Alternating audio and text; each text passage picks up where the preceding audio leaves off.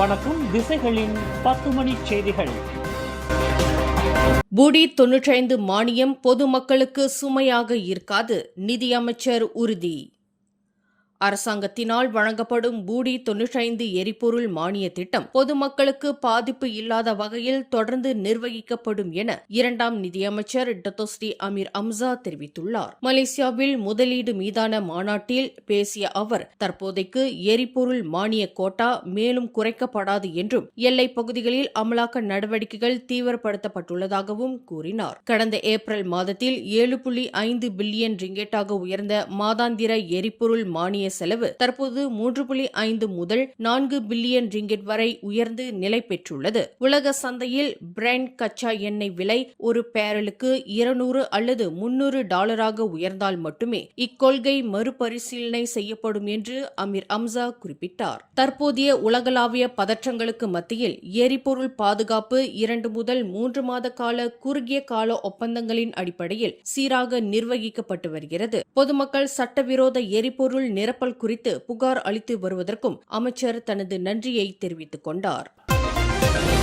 தாப்பா Gunung பத்துபூத்தே பகுதியில் காணாமல் போய் மீட்கப்பட்ட பெண் மலையேற்ற பயணியான ஜஸ்லிண்டா சலுடின் என்பவரை லூபோக் கஹாரு ஓராங் அஸ்லி கிராம தலைவரான தோக் பாத்தேன் மொஹமட் அஸ்மாடி பாதுகாத்து வைத்திருந்தார் என சமூக ஊடகங்களில் பரவிய அவதூறுக்கு எதிராக 50 ஓராங் அஸ்லி பிரதிநிதிகள் போலீஸ் துறையிடம் புகார் அளித்துள்ளனர். டிக்டாக் தளத்தில் பரவிய வீடியோ ஒன்றில் அந்த பெண்ணை கிராம தலைவர் 2 வாரங்கள் அடைத்து வைத்திருந்ததாகவும், இந்த விஷயம் வைரலாகாமல் இருந்திருந்தால் அவர் அந்த பெண்ணை திருமணம் செய்திருப்பார் என்றும் ஆதாரமற்ற குற்றச்சாட்டுகள் கூறப்பட்டிருந்தன. இந்த அவதூறு ஒட்டுமொத்த ஓராங் அஸ்லி சமூகத்தின் கண்ணியத்தை புண்படுத்தியுள்ளதாகவும், அவசர காலங்களில் பிறருக்கு உதவும் தங்களின் நற்பெயரை கெடுத்துள்ளதாகவும் கூறி சம்பந்தப்பட்ட நபர் மீது கடுமையான சட்ட நடவடிக்கை எடுக்க அவர்கள் கோரிக்கை விடுத்துள்ளனர்.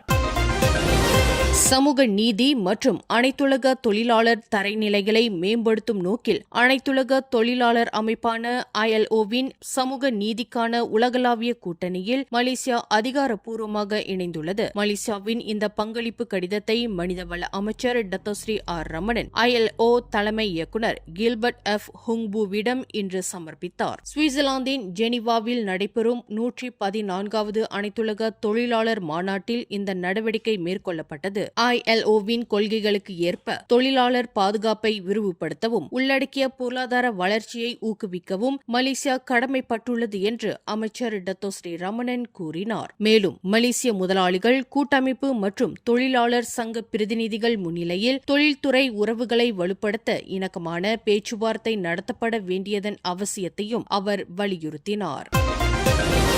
நகரி செம்பிலான் மந்திரி பசார் அமீனுடின் ஹருனை பதவி இறக்க சதித்திட்டம் தீட்டப்பட்டதாக கூறப்படும் விவகாரம் குறித்து ஜாசேகா பொதுச் செயலாளர் ஆந்தனி லாக் கருத்து தெரிவிக்க மறுத்துவிட்டார். மாநில சட்டமன்றம் ஏற்கனவே கலைக்கப்பட்டு விட்டதால் இந்த விவகாரத்தில் வாக்காளர்களே இறுதி முடிவை எடுப்பார்கள் என்று அவர் வலியுறுத்தினார். பர்சத்து, பாஸ் மற்றும் அம்னோ ஆகிய கட்சிகளுக்கு இடையே நடந்ததாக கூறப்படும் இந்த ரகசிய சதித்திட்டம் குறித்து மக்கள் பார்த்து கொண்டிருக்கிறார்கள் என்றும் அவர்களே இதற்கு சரியான தீர்ப்பை வழங்குவார்கள் என்றும் ஆந்தனி லாக் செய்தியாளர்களிடம் தெரிவித்தார். அரசியலில் ஏமாற்றம் அடையக்கூடாது, எப்போதும் நம்பிக்கையுடன் இருக்க வேண்டும் என்று குறிப்பிட்ட ஆந்தனி லாக், பாஸ் மற்றும் பர்சத்து கட்சிகளுக்கு இடையிலான உறவு முறிவு என்பது அவர்களின் சொந்த பிரச்சினை என்றும் கூறினார். பினாங்கு மாக்மண்டேன் இண்டா அடுக்குமாடி குடியிருப்பு திட்டத்தின் 187 ரூமா முத்தியாரக்கு அடுக்குமாடி வீடமைப்பு திட்டத்தின் வீட்டு சாவிகள் பினாங்கு மேம்பாட்டுக் கழகத்திடமிருந்து பினாங்கு மாநில வீடமைப்பு வாரியத்திடம் அதிகாரப்பூர்வமாக ஒப்படைக்கப்பட்டுள்ளன. இவ்விழாவில் கலந்து கொண்ட பினாங்கு மாநில வீடமைப்பு மற்றும் சுற்றுச்சூழல் துறைக்கான ஆட்சிக்குழு உறுப்பினர் டத்தோஸ்ரீ சுந்தர்ராஜு சோமு இத்திட்டத்தின் கீழ் முதற்கட்டமாக 29 பேருக்கு வீடு ஒதுக்கீட்டிற்கான கடிதங்களை வழங்கியதுடன் தனது வாழ்த்துக்களையும் தெரிவித்துக் கொண்டார். இளைஞர்கள் B40 மற்றும் M40 பிரிவினர் ஆகியோர் எளிதாக வீடு வாங்குவதற்கு உதவும் நோக்கில் வாடகை வழி உரிமையாக்கல் எனும் திட்டத்தை பினாங்கு அரசு செயல்படுத்தி வருவதாக டத்தோஸ்ரீ சுந்தர்ராஜு குறிப்பிட்டார். இதன் மூலம் வங்கிக் கடன் பெறுவதில் சிரமத்தை எதிர்கொள்ளும் மக்கள் முதலில் வாடகைக்கு குடியேறி பின்னர் குறிப்பிட்ட காலத்திற்குள் அந்த வீட்டை முழுமையாக சொந்தமாக்கிக் கொள்ள முடியும் என அவர் விளக்கினார். பட்டவத் மாக்மண்டேன் தொழிற்பேட்டைக்கு அருகில் 13 மாடிகளை கொண்டு கட்டப்பட்டுள்ள இக்குடியிருப்பு திட்டம் திட்டம் கடந்த ஏப்ரல் 3ஆம் தேதி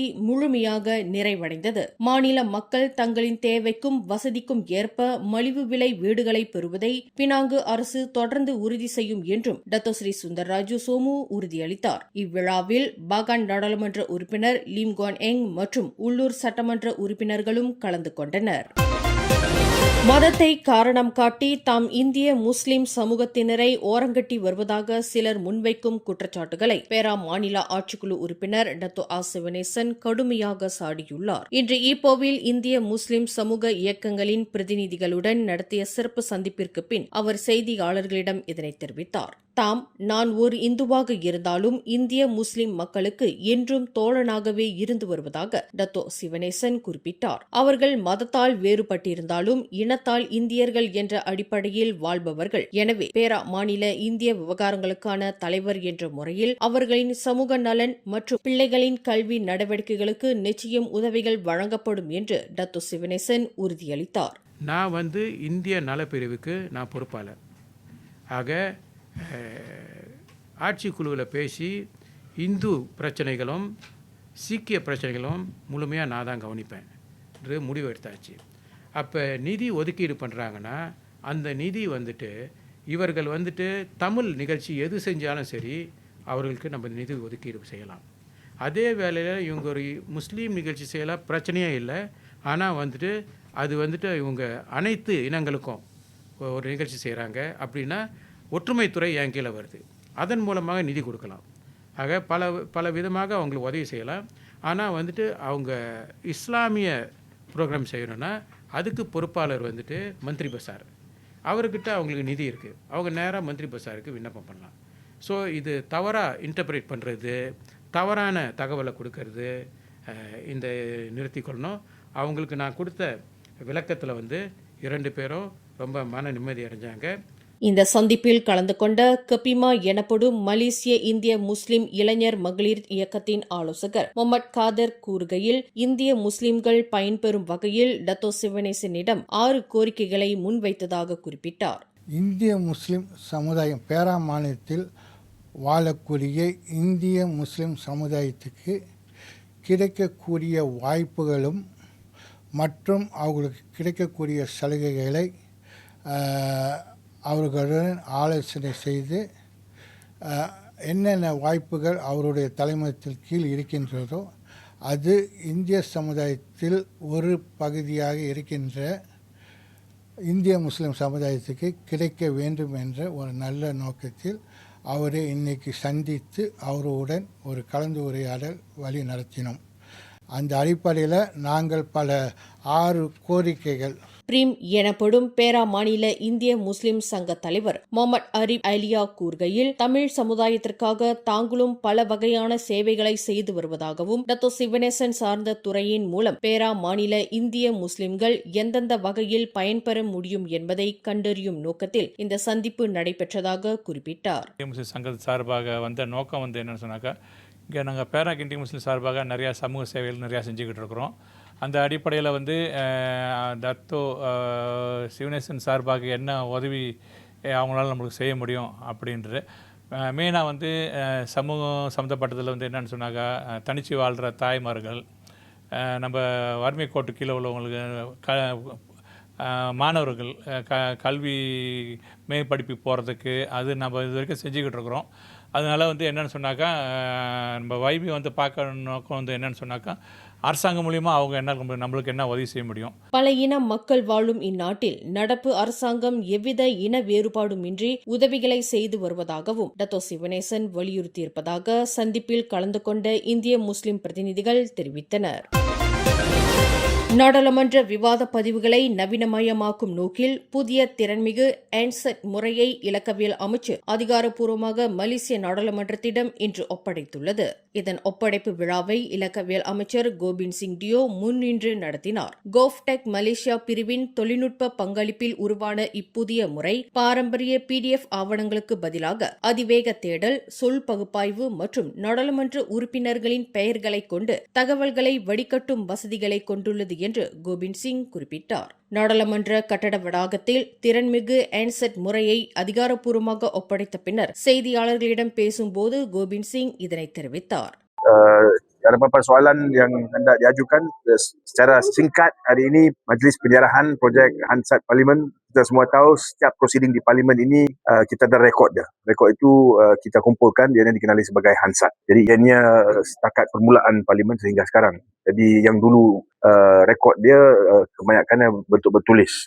Sekarang memang ianya berubah sedikit dengan digital, kita ada juga bentuk video dan audio. மக்களாட்சி தன்மையையும் வெளிப்படைத் தன்மையையும் மேம்படுத்தும் நோக்கில் உருவாக்கப்பட்ட இத்திட்டம் 2030 செயற்கை நுண்ணறிவு நாடு இலக்கை நோக்கிய ஒரு முக்கிய நகர்வாகும் என்று கோபிந்த் சிங் வர்ணித்தார். இந்நிகழ்வில் நாடாளுமன்ற சபாநாயகர் தான் ஸ்ரீ ஜொஹாரி அப்துல் மற்றும் நாடாளுமன்ற உறுப்பினர்கள் கலந்து கொண்டனர். நாட்டில் முறையாகவும் பாதுகாப்பாகவும் வாகனங்களை ஓட்டும் ஓட்டுநர்களுக்கு பயனளிக்கும் வகையில் செர்மாட் மடானி என்ற புதிய காப்புறுதி திட்டம் அறிமுகப்படுத்தப்பட்டுள்ளது. இத்திட்டத்தின் கீழ் தகுதியான ஓட்டுநர்கள் தங்களின் அசல் காப்பீட்டு தொகையிலிருந்து கூடுதலாக 10 விழுக்காடு வரை தள்ளுபடியை பெறலாம் என போக்குவரத்து அமைச்சர் ஆந்தனி லாக் தெரிவித்துள்ளார். ஓட்டுநர்கள் தங்களின் வாகன காப்பீட்டை மை ஜேபிஜே செயலி மூலம் புதுப்பிக்கும் போது அவர்களின் ஓட்டுநர் பதிவு மற்றும் போக்குவரத்து விதிமீறல் பின்னணியை அடிப்படையாக கொண்டு இந்த தள்ளுபடி வழங்கப்படும். தற்போது நடைமுறையில் உள்ள அதிகபட்ச 55 விழுக்காடு என்சிடி தள்ளுபடிகளுடன் சேர்த்து சிறந்த ஓட்டுநர்கள் ஒட்டுமொத்தமாக 65 விழுக்காடு தள்ளுபடி பெற முடியும். இத்திட்டத்தில் தற்போது 10 காப்புறுதி நிறுவனங்கள் இணைந்துள்ளன என்று ஆந்தனி லாக் குறிப்பிட்டார்.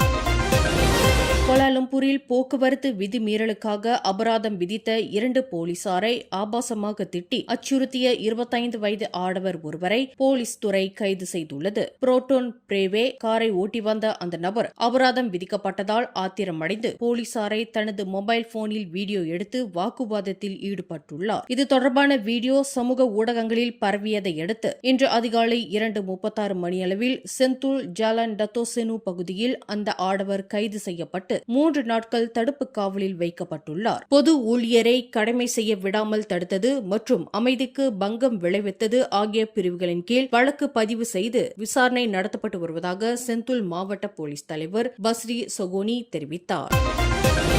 பெற்றோர்களின் வழிகாட்டலில் தீபகற்ப மலேசியாவின் மிக உயர்ந்த 7 மலைகளை வெற்றிகரமாக ஏறி முடித்து குலிம் மற்றும் புக்கிட் மர்தஜாமை சேர்ந்த 3 மாணவர்கள் அசாத்திய சாதனை படைத்துள்ளனர். தமிழ் பள்ளியில் பயின்று வரும் 12 வயது குபேரன் பூபாலன் மற்றும் இடைநிலை பள்ளி மாணவர்களான 14 வயது ஹிமனேஷ் முகிலன், 16 வயது நவீன் பூபாலன் ஆகிய இந்த மாணவர்கள் கடந்த ஆண்டு தொடங்கி 7 மாதங்களுக்குள் குனோங் தஹான், குர்பு உள்ளிட்ட 7 கரடு முரடான மலைகளை ஏறி இவ்வாண்டு ஏப்ரலில் தங்களது இலக்கை நிறைவு செய்தனர். காடுகளிலேயே கூடாரம் அமைத்து கொண்டு சென்ற உணவை மட்டும் உண்டு பல இன்னல்களுக்கு மத்தியில் இச்சாதனையை அவர்கள் நிகழ்த்தியுள்ளனர். இவர்களின் இந்த அரிய சாதனைக்காக சோழன் உலக சாதனை, வேர்ல்ட் ரெக்கார்ட் சர்டிபிகேட் ஆகிய 2 உலக சாதனை விருதுகளும் amazing Malaysian book of record விருதும் வழங்கப்பட்டுள்ளன. மலை ஏற 3 நாள் பிடிச்சிச்சு.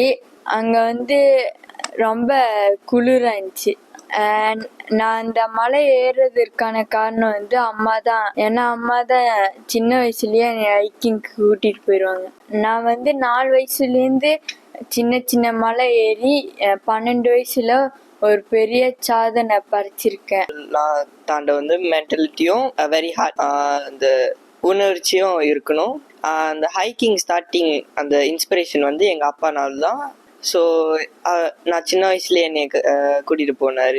டிஸ்அட்வான்டேஜ் பார்த்தேன், லைக் என்னோட ஹைட், அப்புறம் என்னோட லெக் ஸ்ட்ரென்த். ஸோ இப்போ நான் ஹைக் பண்ணுறதுக்கும் சின்ன வயசில் ஹைக் பண்ணுறதுக்கும் நிறைய டிஃப்ரென்ஸ் இருக்குது. என்னோட லெக் ஸ்ட்ரென்த் எல்லாம் டெவலப் ஆச்சு. இன்னொன்று இந்த மாதிரி என்னோட ஹைட்டும் கூடியாச்சு. ஸோ ஆப்ஸ்டிக்கல்ஸ்லாம் பார்த்து போகலாம். ஸோ இந்த மாதிரி மலைகள் ஏறப்போ ட்ராக் ரொம்ப ரிஸ்கியாக இருக்கும். அனிமல்ஸ் நிறையா இருக்கும் அந்த ட்ராக்ல. ஸோ நம்ம ப்ராப்பர் கியர், ப்ராப்பர் ஃபுட், அந்த ஸ்டேயிங்கோட இதெல்லாம் வச்சுருக்கணும். அதனால தான் இந்த அவார்ட் எடுத்தேன். 3 awards, Malaysian book of record, international world record and the Cholan book of world record. Highest மலை ஏறி எனக்கு நிறைய அவார்ட் கிடச்சிச்சு. G7 இந்த மலேசியா ஸ்டாப்பர்ஸ் 7 மலைகள். மலை Gunung Tahan, Gunung Korbu, Yong Belar, Gayong, Chamah, Yong Yap. எனக்கு 3 அவார்ட் கிடச்சி. Award the Malaysian book of records. இரண்டாவது இந்த international achieve book of record. 3 வந்து the Cholan world book of record கிடைச்சி. ஆசை வந்து எங்க அம்மா கிட்ட இருந்து எனக்கு வந்துச்சு. அவங்க அண்ணாடிக்கும் வேலை முடிஞ்சு ஏறி இருக்கும் போது எனக்கும் எங்க அம்மா கூட போய் ஏறணும் ஒரு ஆசை. மலை ஏறுவதால் பிள்ளைகளுக்கு மன வலிமையும் சுய ஒழுக்கமும் வளர்கிறது என குறிப்பிட்ட பெற்றோர்கள் இம்மாணவர்களின் இந்த உலகளாவிய வெற்றி ஒட்டுமொத்த தமிழ் சமுதாயத்திற்கும் அவர்கள் பயின்ற தமிழ் பள்ளிகளுக்கும் கிடைத்த பெருமை என்று பெருமிதத்தோடு தெரிவித்துக் கொண்டனர். ஜோஹர் கோத்தாத்திங்கி அருகே உள்ள செடிலி கடற்பகுதியில் கடந்த ஜூன் 6ஆம் தேதி மீனவர் ஒருவரின் மீன்பிடி வலையில் மனித மண்டை ஓடு ஒன்று சிக்கியுள்ளது. 44 வயது படகோட்டி அதிகாலை 3 மணியளவில் இதை கண்டெடுத்து போலீஸ் துறையிடம் ஒப்படைத்தார். இந்த மண்டை ஓடு 20 முதல் 30 வயதிற்குட்பட்ட ஒரு ஆணுடையதாக இருக்கலாம் என நம்பப்படுகிறது. இது தற்போது கோத்தாத்திங்கி மருத்துவமனையின் தடயவியல் பிரிவுக்கு அனுப்பப்பட்டு சந்தேகத்திற்கிடமான மரணம் என பதிவு செய்யப்பட்டுள்ளது. குடும்ப உறுப்பினர்களை இழந்தவர்கள் அல்லது இது குறித்து தகவல் தெரிந்தவர்கள் கொலசெடிலி காவல் நிலையத்தை தொடர்பு கொள்ளுமாறு கோரப்பட்டுள்ளனர் என்று கோத்தாத்திங்கி மாவட்ட போலீஸ் தலைவர் யூசுப் ஒத்மான் தெரிவித்தார். பினாங்கு ஜாலான் பினாங்கில் உள்ள முன்னாள் ஓடியன் திரையரங்க கட்டடத்தில் கடந்த மே 30 அன்று ஏற்பட்ட பெரும் தீ விபத்துக்கு புதுப்பித்தல் பணியின் போது உலோகம் வெட்ட பயன்படுத்தப்பட்ட ஆக்சி எக்ஸைடலின் கருவியே காரணம் என பினாங்கு தீயணைப்பு மற்றும் மீட்புத்துறை தெரிவித்துள்ளது. தொழிலாளர்கள் உலோகம் வெட்டும் போது உருகி விழுந்த துகள்கள் கீழே இருந்த எளிதில் தீப்பற்றக்கூடிய பொருட்களின் மீது விழுந்ததே தீ விபத்துக்கு காரணம் என்பது சிசிடிவி காட்சிகளின் மூலம் உறுதி செய்யப்பட்டுள்ளது. இந்த விபத்தில் 56 வயதான மியான்மர் தொழிலாளி போஷி புகையை சுவாசித்ததால் மூச்சு திணறி உயிரிழந்தார். இந்த சம்பவத்தில் சதித்திட்டம் ஏதுமில்லை என்றும் இது ஒரு விபத்து என்றும் போலீஸ் துறை உறுதிப்படுத்தியுள்ளது. மேலும் செய்திகளை தெரிந்து கொள்ள கீழே இருக்கும் பெல் பட்டனை அழுத்துங்கள். உங்கள் மகிழ்ச்சியை வெளிப்படுத்த லைக் மற்றும் ஷேர் செய்யுங்கள். தொடர்ந்து திசைகளோடு இணைந்திருக்க சப்ஸ்கிரைப் செய்யுங்கள்.